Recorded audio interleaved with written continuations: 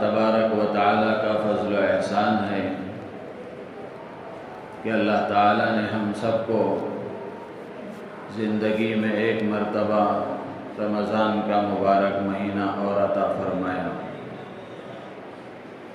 یہ اللہ کا بہت بڑا فضل ہے، اس کا احسان ہے، اس لیے کہ رمضان کے مہینے کا مل جانا، رمضان کے مہینے کو پا لینا، یہ اللہ کی بہت بڑی نعمت ہے۔ اس کا اندازہ اس حدیث سے لگایا جا سکتا ہے۔ حضرت طلحہ ابن عبید اللہ رضی اللہ تعالیٰ عنہ فرماتے ہیں کہ دو آدمی ایک ساتھ رسول اللہ صلی اللہ علیہ وسلم کی خدمت میں حاضر ہوئے اور دونوں نے اسلام قبول کیا۔ ان میں سے ایک بہت زیادہ عبادت گزار تھے، بہت عبادت کرتے تھے، اور وہ اللہ کے راستے میں شہید ہو گئے۔ دوسرے جو صحابی تھے وہ پہلے صحابی کے مقابلے میں کچھ کم عبادت کرتے تھے۔ ان کا 1 سال بعد انتقال ہوا۔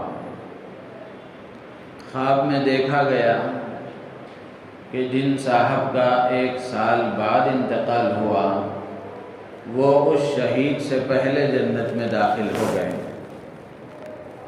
حضرت طلحہ ابن عبید اللہ رضی اللہ تعالیٰ عنہ خواب دیکھنے والے ہیں۔ وہ فرماتے ہیں کہ مجھے بہت تعجب ہوا کہ شہادت کا مرتبہ پانے والا، اللہ کے راستے میں شہید ہو جانے والا، اس کا بڑا مرتبہ ہے، بلند مقام ہے، لیکن 1 سال بعد جو صاحب شہید ہوئے وہ ان سے پہلے جنت میں داخل ہو گئے۔ صبح میں لوگوں کو خواب سنایا گیا تو لوگوں نے بھی بہت تعجب کا اظہار کیا۔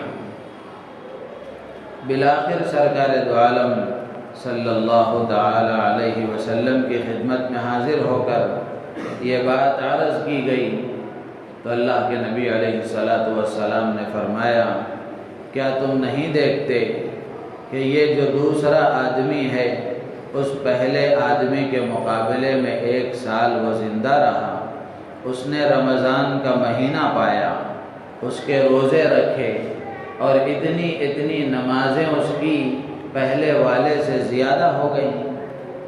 پھر اللہ کے نبی علیہ السلام نے فرمایا کہ دونوں کے درمیان میں جو فاصلہ جنت میں ہے وہ اتنا ہے جتنا زمین و آسمان کے درمیان ہوتا ہے۔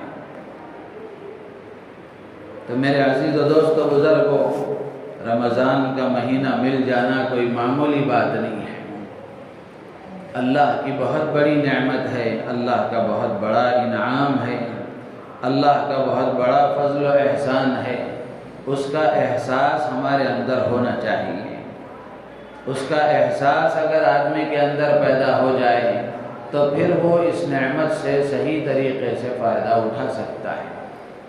اندازہ کر کے دیکھیں کتنے رشتہ دار، کتنے دوست و احباب اور کتنے ملنے جلنے والے، جان پہچان والے گزشتہ رمضان میں ہمارے ساتھ موجود تھے، لیکن آج وہ ہمارے درمیان نہیں ہیں۔ اور یہ ممکن ہے کہ یہ رمضان ہماری زندگی کا آخری رمضان ہو، آئندہ رمضان زندگی میں ملے یا نہ ملے۔ تو اس لیے اللہ نے یہ رمضان کا مہینہ ہمیں عطا فرمایا ہے، اور اس میں صحت اور تندرستی اللہ نے عطا فرمائی ہے۔ عبادت ہم کر سکتے ہیں تو ہماری یہ ذمہ داری بنتی ہے کہ اللہ کی اس نعمت کا شکر ادا کرتے ہوئے، اس نعمت کی قدر کرتے ہوئے رمضان کو صحیح طریقے سے گزارنے کی کوشش کریں۔ رمضان ہے ہی ایسی عظیم الشان نعمت، اس کو ہم اللہ کے نبی علیہ السلام سے زیادہ کون جان سکتا ہے؟ اللہ کے نبی علیہ السلام اس کی اہمیت سے سب سے زیادہ واقف تھے۔ اسی لیے روایتوں میں آتا ہے، ام المومنین حضرت عائشہ صدیقہ رضی اللہ تعالی عنہا بتاتی ہیں کہ جب رمضان کا مہینہ شروع ہوتا تو اللہ کے نبی علیہ السلام اپنی کمر ہمت کس لیا کرتے تھے اور رمضان کے ختم ہونے تک بستر پر تشریف نہیں لایا کرتے تھے۔ یہ تو پورے رمضان کا حال تھا، اور پھر خاص طور سے آخری عشرے میں ام المومنین حضرت عائشہ صدیقہ رضی اللہ تعالی عنہا ہی بتاتی ہیں کہ اللہ کے نبی علیہ السلام آخری عشرے میں اور زیادہ عبادتوں میں آپ کے اضافہ ہو جاتا تھا، اور زیادہ دعاؤں میں الہا وزاری ہو جاتی تھی، اور زیادہ اللہ کی طرف توجہ بڑھ جاتی تھی۔ تو یہ بتانے کا مقصد یہ ہے کہ ایک مسلمان کے عام دنوں میں اور رمضان کے دنوں میں فرق ہونا چاہیے۔ رمضان کے معمولات میں اور عام دن کے معمولات میں ایک نمایاں فرق مسلمان کے معمولات میں نظر آنا چاہیے۔ تو یہ رمضان کا مہینہ اللہ نے ہمیں دیا ہے، تو ہماری ذمہ داری ہے کہ ہم اس کی قدر کریں۔ قدر کرنے والوں کی اللہ تعالیٰ قدر کرتے ہیں، اور ناقدروں کو اللہ تعالیٰ پسند نہیں کیا کرتے ہیں۔ اللہ تعالیٰ فرماتے ہیں ما یفعل اللہ بعذابکم ان شکرتم وآمنتم وکان اللہ شاکرا علیما۔ اللہ تعالیٰ کی ایک صفت بیان فرمائی گئی کہ وکان اللہ شاکرا، کہ اللہ تعالیٰ قدردان ہیں، بندوں کے اعمال کی، بندوں کے نیکیوں کی اللہ تعالیٰ قدر کرتے ہیں۔ تو اس لیے ہماری ذمہ داری ہے کہ ہم اس نعمت کی قدر کریں، ناقدری سے اپنے آپ کو بچائیں۔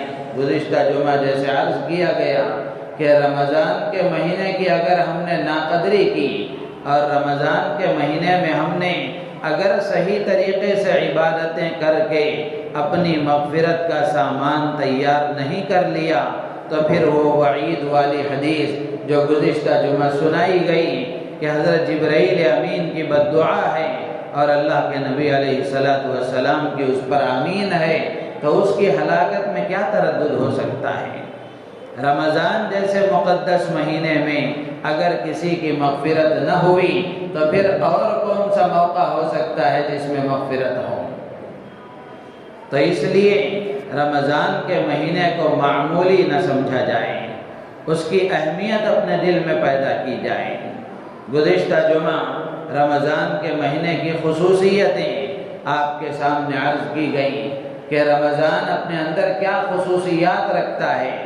بہت ساری خصوصیتیں آپ کے سامنے بیان کی گئیں جن کو اللہ کے نبی علیہ السلام نے صحابہ کے درمیان تعارف کراتے ہوئے فرمایا کہ یہ مہینہ برکتوں والا ہے، یہ مہینہ عظمتوں والا ہے۔ رمضان کا مہینہ شروع ہوتا ہے، اللہ تعالیٰ جہنم کے دروازے بند فرما دیتے ہیں، جنت کے دروازے کھول دیے جاتے ہیں، اور اللہ کی طرف سے خیر کی اور نیک اعمال میں آگے بڑھنے کی صدائیں لگائی جاتی ہیں، برائیوں سے بچنے کی اور دور رہنے کی ندائیں لگائی جاتی ہیں۔ اسی طریقے سے جہاں بہت ساری خصوصیتیں ہیں، وہیں ایک خصوصیت رمضان کی یہ بھی ہے، اللہ کے نبی علیہ السلام نے فرمایا کہ رمضان میں عمرہ کرنا یہ حج کے برابر ثواب رکھتا ہے۔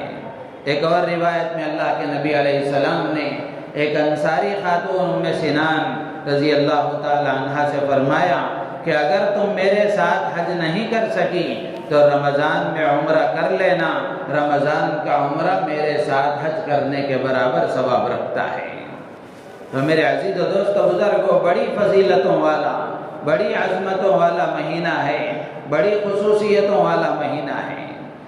تو ان خصوصیات والے مہینے کی ہمیں قدر کرنے کی کوشش کرنا چاہیے۔ قدر کرنے کا کیا طریقہ ہے کہ رمضان میں ہم اعمال کا اہتمام کریں، اعمال کا اہتمام کریں، جن کاموں کے کرنے کا حکم دیا گیا ہے ان کاموں کو ہم کریں، اور جن کاموں سے بچنے کا حکم دیا گیا ہے ان سے اپنے آپ کو بچانے کی کوشش کریں۔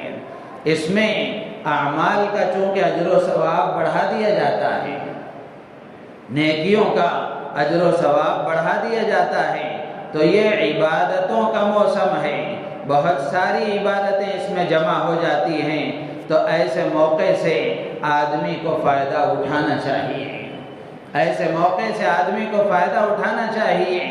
اللہ کے نبی علیہ السلام نے فرمایا کہ جو آدمی اس میں نفل عمل کرتا ہے اللہ تعالیٰ اسے فرض کا ثواب عطا فرماتے ہیں، جو ایک فرض ادا کرتا ہے اللہ تعالیٰ اسے 70 فرضوں کا ثواب عطا فرماتے ہیں۔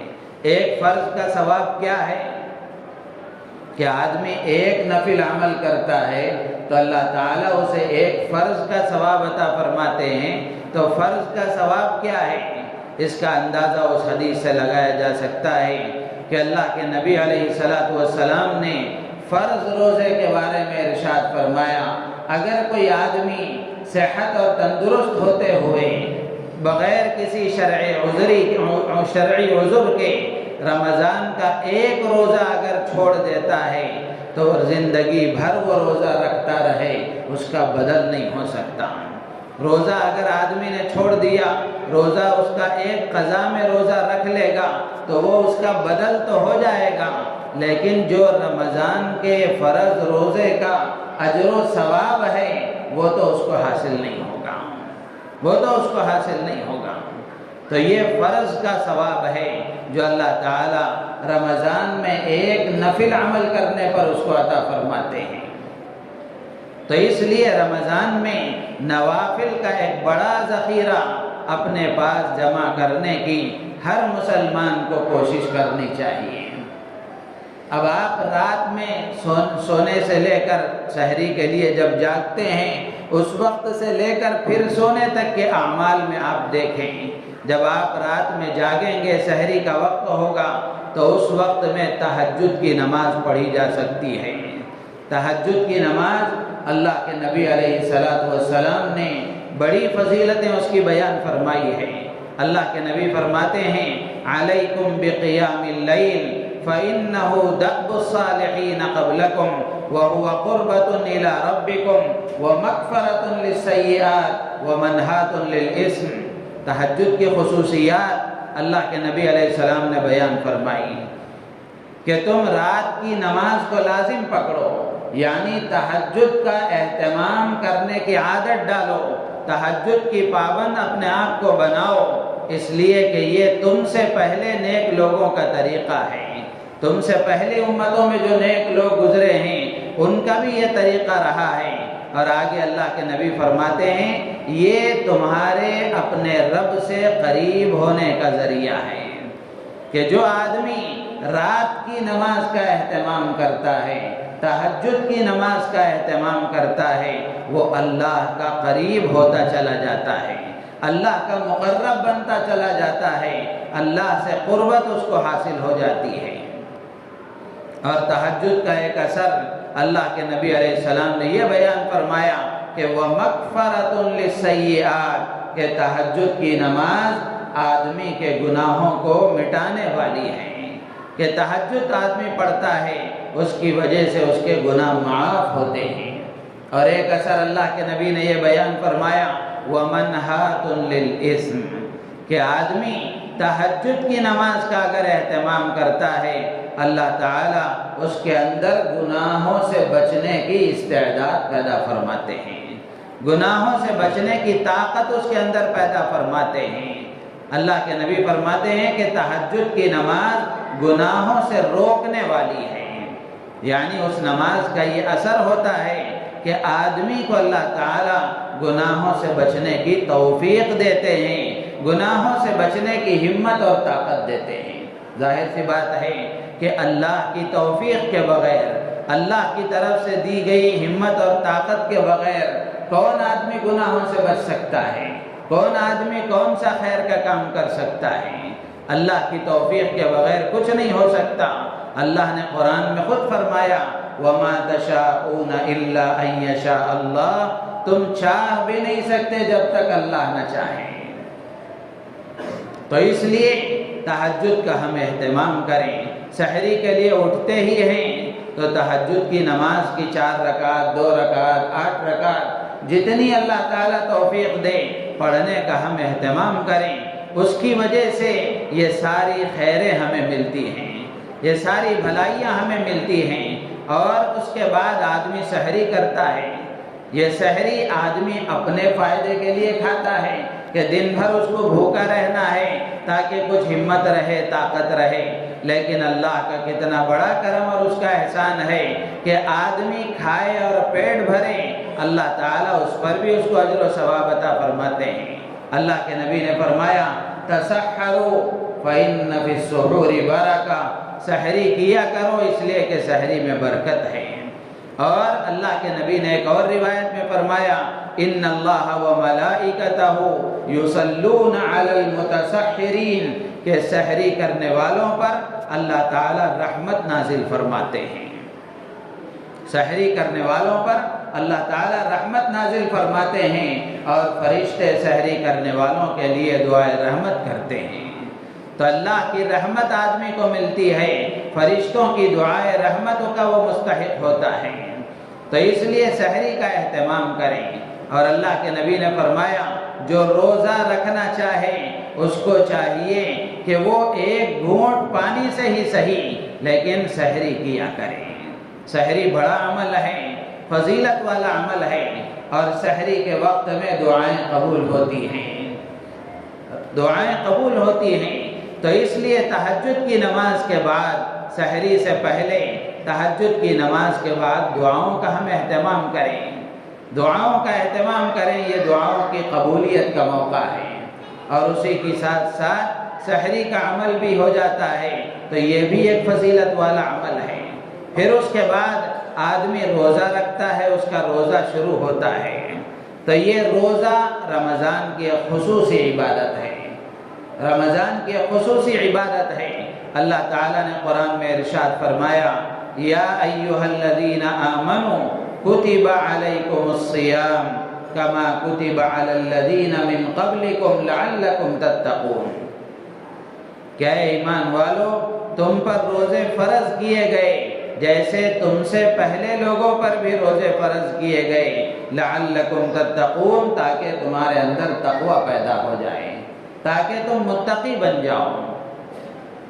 تو روزہ اسلام کا ایک فریضہ ہے۔ اللہ کے نبی علیہ السلام نے فرمایا بنی الاسلام علی خمس شہادت اللہ الہ الا اللہ وان محمدا عبدہ ورسولہ واقام الصلاۃ وایتاء الزکاۃ وحج بیت اللہ وصوم رمضان۔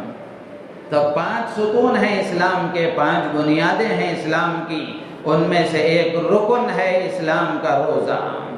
تو یہ ہر مسلمان پر، صحت مند بالغ مسلمان مرد و عورت پر یہ روزہ فرض ہے۔ بیمار ہے، مسافر ہے، تو اس کی وجہ سے اس کو گنجائش ملتی ہے روزہ چھوڑنے کی کہ وہ بعد میں قضا کر سکتا ہے، لیکن قرآن کا جو انداز ہے بتاتا ہے کہ اگر آدمی بیماری کی حالت میں بھی یا سفر کی حالت میں بھی ہمت کر کے اگر روزہ رکھ لیتا ہے تو یہ اس کے لیے بہتر ہے۔ وَأَن تَصُومُوا خَيْرٌ لَكُمْ إِن كُنتُمْ تَعْلَمُونَ۔ تو بغیر کسی عذر کے روزے کو چھوڑنا نہیں چاہیے۔ یہ روزہ کوئی معمولی چیز نہیں ہے بلکہ فریضہ ہے، یہ اللہ کی طرف سے فرض ہے جو ایک قرض کا درجہ رکھتا ہے، ہر حال میں اس کو ادا کرنا ضروری ہے۔ تو اس لیے روزہ رکھنے کا ہم اہتمام کریں، روزہ رکھنے کا اہتمام کریں۔ اور روزہ کیسی فضیلتوں والا عمل ہے، حدیث میں اللہ کے نبی علیہ السلام نے کیسی اونچی اور بڑی فضیلتیں اس کی بیان فرمائی، اور قرآن میں بھی اللہ تعالیٰ نے روزے داروں کے لیے کیسی فضیلتیں بیان فرمائیں۔ 22ویں پارے میں اللہ تعالیٰ ارشاد فرماتے ہیں ان المسلمین والمسلمات والمؤمنین والمؤمنات۔ اس آیت میں اللہ تعالیٰ نے ایمان والوں کی، مسلمانوں کی بہت ساری صفات کو ذکر فرمایا، وہیں ایک صفت اللہ فرماتے ہیں والصائمین والصائمات، کہ روزہ رکھنے والے مرد، روزہ رکھنے والی عورتیں، ان کو کیا ملے گا؟ اللہ فرماتے ہیں اعد اللہ لہم مغفرۃ واجرا عظیما، کہ اللہ نے ان کے لیے مغفرت کا وعدہ فرمایا ہے، اجر عظیم کا وعدہ فرمایا ہے۔ کہ آدمی روزہ رکھتا ہے اللہ تعالیٰ اس کے گناہوں کو معاف فرماتے ہیں، روزہ رکھتا ہے اللہ تعالیٰ اس کو اجر عظیم عطا فرماتے ہیں۔ ایک اور روایت میں اللہ کے نبی نے فرمایا من صام رمضان ایمانا واحتسابا غفر له ما تقدم من ذنبه، کہ جو آدمی ایمان و احتساب کے ساتھ روزہ رکھتا ہے اللہ تعالیٰ اس کے پچھلے تمام صغیرہ گناہوں کو معاف فرما دیتے ہیں۔ دو شرطیں ہیں، ایمان و احتسابا، ایک ایمان ہونا چاہیے اور دوسرا احتساب ہونا چاہیے۔ ایمان کا مطلب یہ ہے کہ آدمی اس کو اللہ کا حکم سمجھے، اللہ کا فریضہ سمجھے اور اللہ کے لیے روزہ رکھے، تو پھر اللہ تبارک و تعالیٰ کے ہاں یہ روزہ قابل قبول ہے۔ اور دوسری شرط احتساب، احتساب کا ہونا ضروری ہے۔ احتساب کا مطلب یہ ہے کہ آدمی اجر و ثواب کی امید رکھے اللہ سے کہ میں یہ روزہ رکھ رہا ہوں، اللہ تعالیٰ اس پر مجھے اجر و ثواب عطا فرمائیں گے، اور یہ میں روزہ رکھ رہا ہوں یہ اللہ کی طرف سے جو فریضہ مجھ پر عائد کیا گیا ہے میں اس فریضے کو ادا کر رہا ہوں۔ نیت آدمی کی صحیح ہونا چاہیے۔ احتساب کا مطلب یہی ہے کہ آدمی کی نیت صحیح ہو، اگر نیت نہیں ہوگی تو اس عمل کا اجر و ثواب بھی آدمی کو نہیں ملتا۔ حضرت مولانا سید ابو الحسن علی ندوی رحمۃ اللہ علیہ بہت بڑے بزرگ گزرے ہیں، ہمارے ملک کے بڑے اکابر میں سے ہیں، اللہ نے ان سے بڑا کام لیا ہے۔ وہ فرمایا کرتے تھے کہ امت کو جتنا نقصان بے نیتی سے ہوا ہے اتنا بدنیتی سے بھی نہیں ہوا ہے۔ یعنی آدمی بہت سارے نیک کام کرتا ہے، بہت سارے خیر کے کام کرتا ہے، لیکن اس میں کوئی اس کی نیت نہیں ہوتی، کوئی اس کی نیت نہیں ہوتی، جس کی وجہ سے نیت نہ ہونے کی وجہ سے اس کا ثواب بھی اس کو نہیں ملتا اور اس کا اجر بھی نہیں ملتا، اس کا کوئی اثر بھی اس پر ظاہر نہیں ہوتا۔ تو حضرت فرماتے ہیں کہ امت کو جتنا نقصان بے نیتی سے ہوا ہے اتنا بری نیت سے بھی نہیں ہوا ہے۔ تو اس لیے نیت آدمی کرنا چاہیے، چھوٹے سے چھوٹا کام ہی کیوں نہ کرے، چھوٹے سے چھوٹا عمل ہی کیوں نہ کرے، آدمی کو اس میں بڑی بڑی نیتیں کرنا چاہیے۔ ہمارے استاد محترم سکھایا کرتے تھے اور بتایا کرتے تھے کہ جب میں تم سے پانی لانے کے لیے کہوں تو جب تم پانی مجھے لا کر دو تو لاتے وقت میں یہ نیت کر لینا کہ اے اللہ میں استاد کو پانی پلا رہا ہوں اور ان کو اس وقت کی پیاس بجھانے کا انتظام کر رہا ہوں، آپ میرے حشر کے میدان کی پیاس بجھا دیجئے۔ تو ایسی بڑی بڑی نیتیں آدمی کرنا چاہیے، اس لیے کہ دینے والا اللہ ہے، بڑے خزانے کا مالک ہے، بہت دینے والا ہے، بن مانگے دینے والا ہے۔ تو اس لیے بڑی بڑی نیتیں آدمی کو کرنا چاہیے۔ شرط یہ ہے کہ نیت درست ہو، نیت درست ہو۔ تو روزے میں بھی ایمان و احتساب ضروری ہے، ایمان و احتساب ضروری ہے۔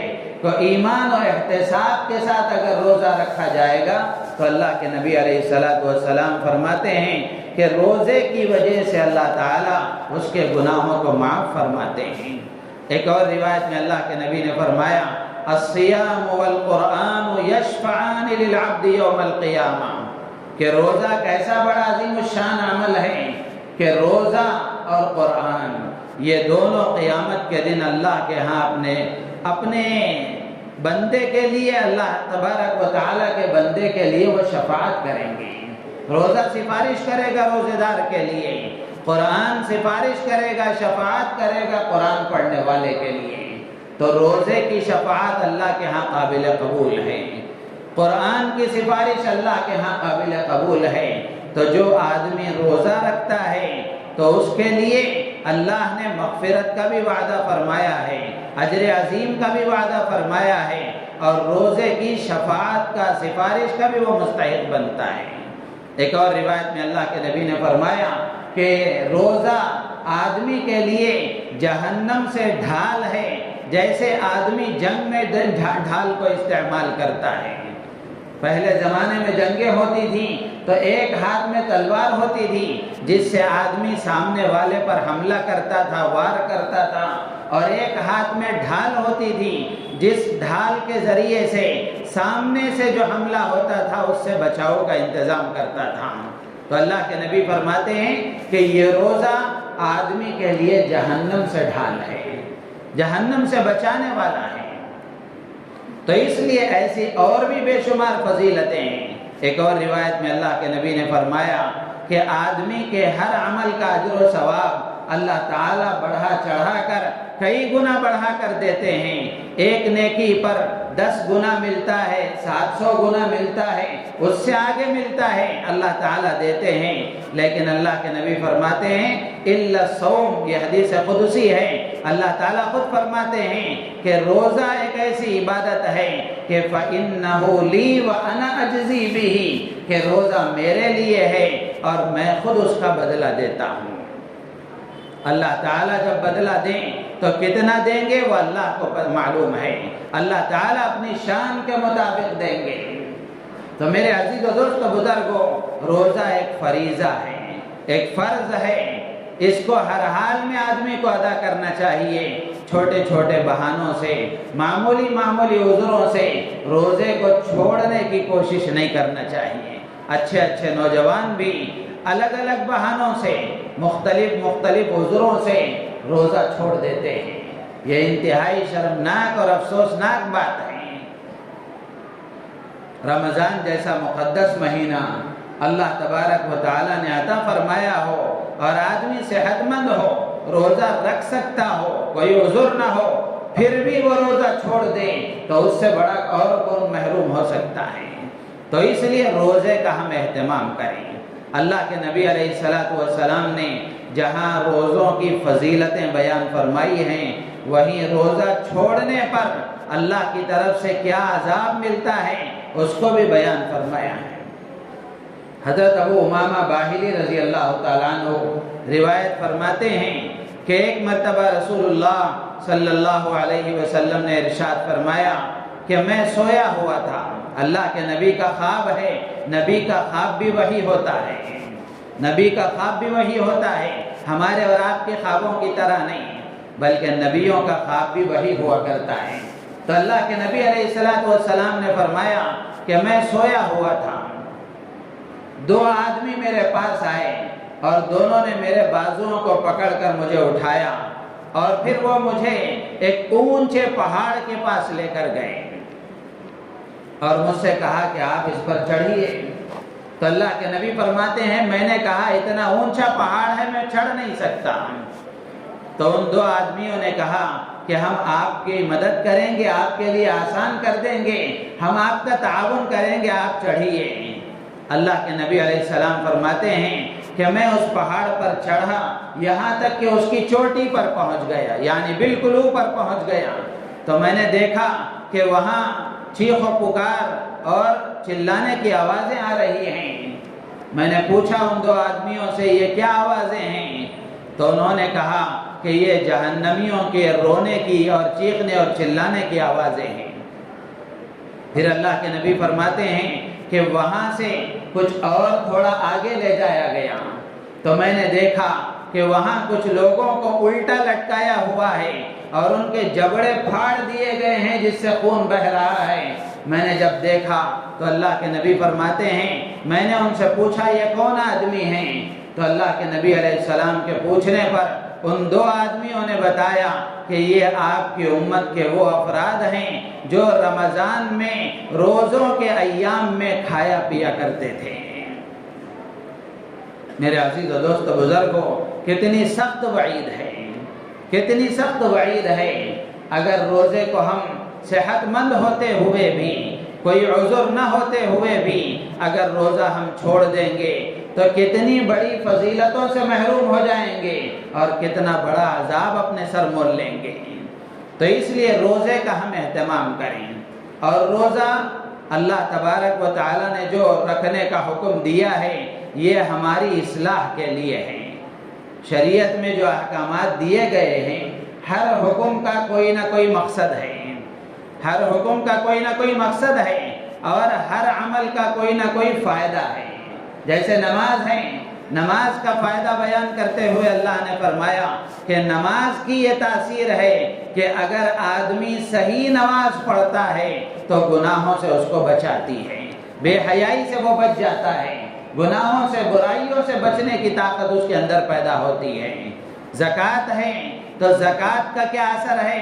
اللہ کے نبی علیہ السلام نے حدیث میں فرمایا کہ تؤخذ من اغنیائہم وترد الی فقرائہم، کہ زکوٰۃ مالداروں سے لی جائے گی اور امت کے مجبور اور امت کے محتاج بندوں کو دی جائے گی، فقیروں کو دی جائے گی۔ تو زکوٰۃ کا یہ اثر ہے اور اس کی یہ تاثیر ہے کہ زکوٰۃ کی وجہ سے غریبوں کی ہمدردی آدمی کے اندر پیدا ہوتی ہے۔ تو اسی طریقے سے روزے کا یہ اثر ہے اور روزے کا یہ مقصد ہے جو خود قرآن میں اللہ نے بیان فرمایا کہ روزے کا مقصد یہ ہے تمہارے اندر تقوی پیدا ہو جائے، تم متقی بن جاؤ۔ متقی کا مطلب چار سنگ لگ جائیں گے ایسا نہیں ہے۔ تقوی کا مطلب اور متقی ہونے کا مطلب یہ ہے کہ تمہاری زندگی گناہوں سے پاک و صاف ہو جائے، اللہ کی اطاعت والی زندگی بن جائے، اللہ کے حکم پر عمل کرنے والے تم بن جاؤ۔ زندگی کے ہر لمحے میں، زندگی کے ہر شعبے میں اللہ کے حکم کو سامنے رکھ کر نبی رحمت صلی اللہ تعالی علیہ وسلم کی شریعت مطہرہ کے مطابق تم زندگی گزارنے والے بن جاؤ، یہی تقوی کا حاصل ہے۔ تو میرے عزیز و دوست بزرگوں، یہ روزہ تقوی کا سبب کب بنے گا؟ جب آداب کا لحاظ رکھ کے روزہ رکھا جائے، روزے کو روزے کے طریقے سے رکھا جائے۔ تو روزے میں کن چیزوں سے اپنے آپ کو بچانا چاہیے؟ جھوٹ سے، غیبت سے، تہمتوں سے، بیہودہ محفلوں سے، بیکار گفت و شنید سے اور بیکار کی مجلسوں میں بیٹھنے سے، بیکار بات چیت سے اپنے آپ کو دور رکھنا چاہیے۔ اگر آدمی روزے میں بھی غیبت کر رہا ہے، بہتان لگا رہا ہے، کسی پر تہمت لگا رہا ہے، جھوٹ بول رہا ہے، دھوکہ دے رہا ہے، اللہ کے نبی فرماتے ہیں ایسے بھوکا پیاسا رہنے کی اللہ کو کوئی ضرورت نہیں ہے۔ من لم يدع قول الزور والعمل به فليس لله حاجة في ان يدع طعامه وشرابه، اللہ کے نبی نے فرمایا کہ جو آدمی روزے میں بیہودہ باتوں اور بیہودہ کاموں کو نہیں چھوڑتا، اس کے بھوکا پیاسا رہنے کی اللہ کو کوئی ضرورت نہیں ہے۔ تو یہ روزہ ایک تربیت والا عمل ہے، ایک تربیت والا عمل ہے۔ تربیت اسی وقت ہوتی ہے جب آداب کا لحاظ رکھا جائے۔ تو اس لیے روزے میں آدمی کو بہت احتیاط کے ساتھ زندگی گزارنا چاہیے۔ اللہ کے نبی نے ایک اور روایت میں فرمایا لیس الصیام من الاکل والشرب انما الصیام من اللغو والرفث، اللہ کے نبی نے فرمایا کہ روزہ صرف کھانا پینا چھوڑنے کا نام نہیں ہے، روزہ اصل لغو اور بیہودہ کاموں سے بچنے کا نام ہے۔ تو اس لیے روزے میں اس کا ہم خاص اہتمام کریں کہ آدمی زبان کا صحیح استعمال کرے، آنکھوں کا صحیح استعمال کرے، کانوں کا صحیح استعمال کرے، ہاتھ و پیر کا صحیح استعمال کرے، ان کے غلط استعمال سے اپنے آپ کو بچائیں، زبان سے گالی نہ نکالیں، بیہودہ باتیں نہ کریں۔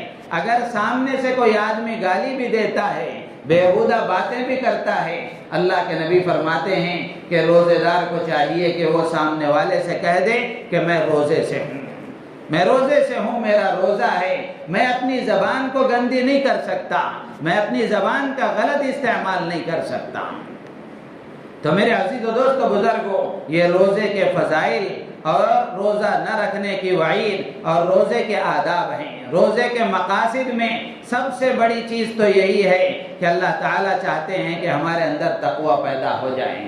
اور روزے کے مقاصد میں ایک اور بات لکھی ہے اللہ کے نبی علیہ السلام کی حدیث کی روشنی میں کہ روزے کا ایک فائدہ یہ ہے کہ روزے کی وجہ سے آدمی کا نفس کنٹرول میں رہتا ہے، اس کی خواہش نفس کنٹرول میں رہتی ہے۔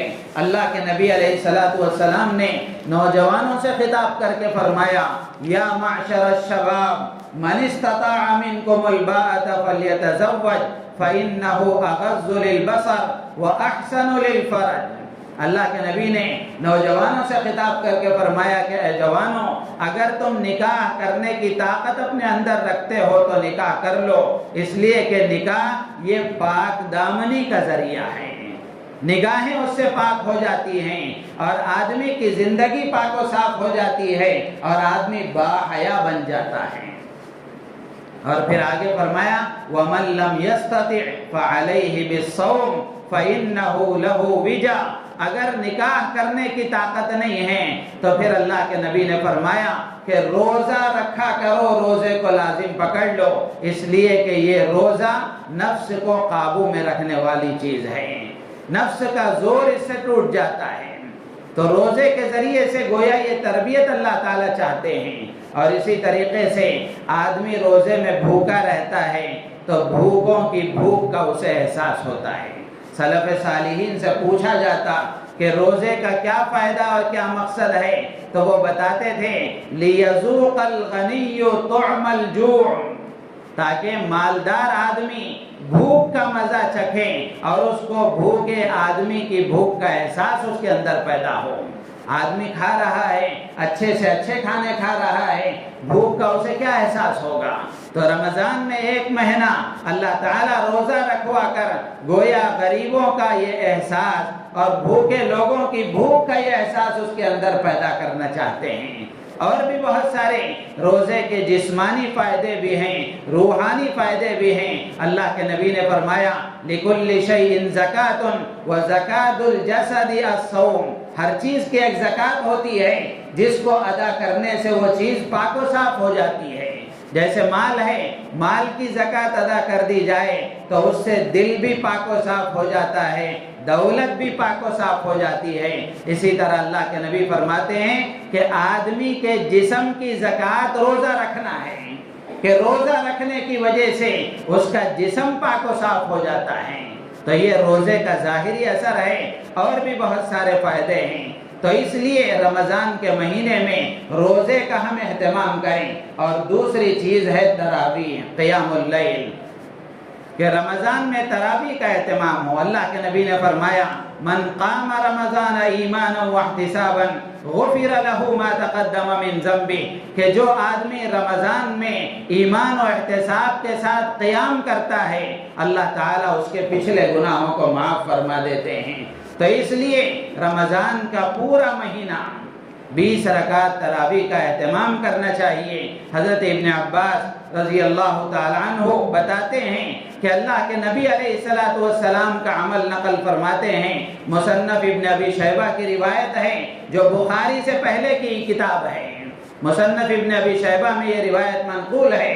حضرت ابن عباس رضی اللہ تعالیٰ عنہما بتاتے ہیں کہ اللہ کے نبی علیہ السلام رمضان میں وتر کو ملا کر 23 رکعت پڑھا کرتے تھے، 20 رکعت تراویح کی اور 3 رکعت وتر کی پڑھا کرتے تھے۔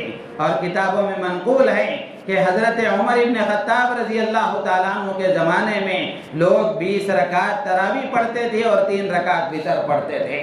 تو اس لیے پورے 20 رکعت تراویح کا اہتمام کریں انشاءاللہ العزیز۔ یہ سنت والا عمل ہے، مسنون ہے، لیکن اس کا ہم اہتمام کریں گے۔ جیسے میں نے پہلے عرض کیا کہ آدمی کوئی نفل عمل بھی کرتا ہے اللہ تعالیٰ اس کو فرض کا ثواب دیتے ہیں۔ آپ روزانہ کی جو فرض نمازیں ہیں وتر کے ساتھ ملا کر آپ اس کی کاؤنٹنگ کریں، اس کی مقدار طے کریں، تعداد کو گنیں تو 20 رکعت ہوتی ہیں، 20 رکعت ہوتی ہیں۔ اگر کوئی آدمی رمضان میں 20 رکعت تراویح کا اہتمام کر لیتا ہے، اللہ کی ذات سے امید ہے قیامت کے دن فرائض میں اگر کوئی کوتاہی ہو جائے گی اللہ تعالیٰ ان نوافل سے اس کی بھرپائی فرمائیں گے۔ اللہ تعالیٰ سے دعا ہے اللہ تعالیٰ ہم سب کو ان باتوں پر عمل کی توفیق عطا فرمائے، ہماری نیتوں میں اخلاص پیدا فرمائے، اور ہم سب کو رمضان کی صحیح قدر کرنے کی توفیق عطا فرمائے۔ آمین وآخر دعوانا